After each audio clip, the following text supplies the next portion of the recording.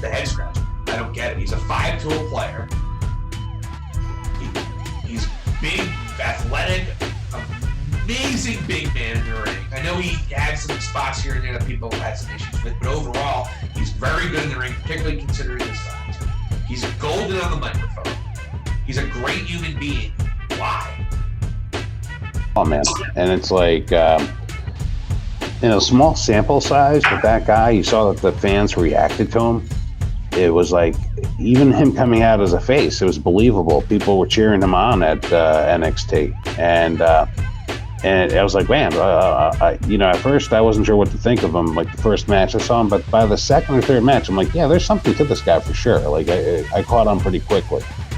But immediately, the live crowd was all about him, and that was undeniable. And you look at there was one moment that I would look back at his WWE career, and I think it was him versus Brock in Survivor Series, Royal Rumble, I believe, right? Royal Rumble, yes. Yeah, and where there was just the two of them in the ring together, and it was went toe to toe, and it was a moment. It was like the fans bought into it. And how can you be, Vince, Johnny, Bruce Pritchard, and not see that and be like, oh my God, it's there. It's right there. And this guy just was wrestling in NXT at that time. He wasn't even wrestling main roster. Look at that sample size, and they messed it up. Somehow or another, they found a way to mess it up and then to release him.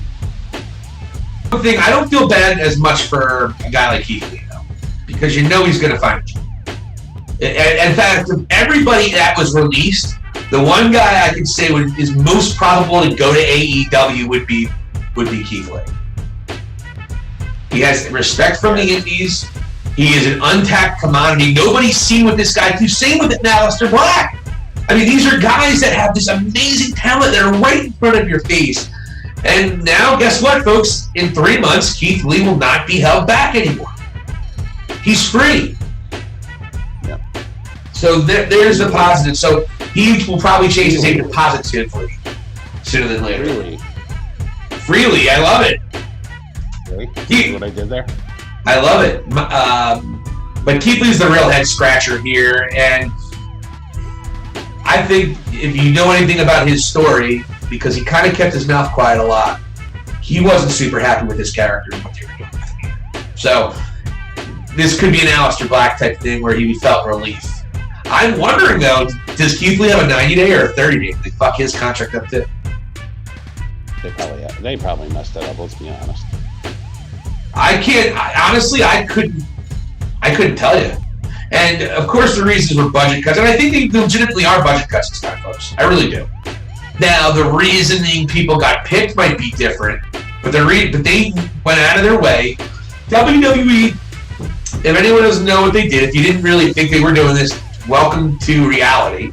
They tried to sew up, when AEW first opened, they sewed up a lot of long-term contracts, despite the fact they didn't have the time nor the creative output to give all these people work, but they signed about, I would say, 200 to 300% more talent than they needed just to keep them away from AEW. Right. It backfired in their face, has blown up in their face, and now they're not generating. Look, their record wasn't revenue. The record was profits. They're not generating. The revenue is not what it has not been consistent, and that's something that WWE. Look, they don't seem to care. They are convinced they're doing what's right by the company. They are convinced that they are making the right choices financially for the future of this company. From a creative standpoint, they are destroying this company. Just that simple. Keith Lee's one of the few guys that you could say, okay, he's a young guy we can push and maybe challenge Roman. He's one of the few people that's on your roster, and you just let him go. It just doesn't make it. I'm just happy he'll be in AEW soon. Great. Yeah, I'm going to enjoy his matches there. Maybe he retires Mark Henry. It's interesting, but and you know what? That would be like another NXT World Champion that arrives to AEW if he does indeed go there. All we got to do is get Bo Dallas in there, and they'll be fine. You're just rounding out that circle.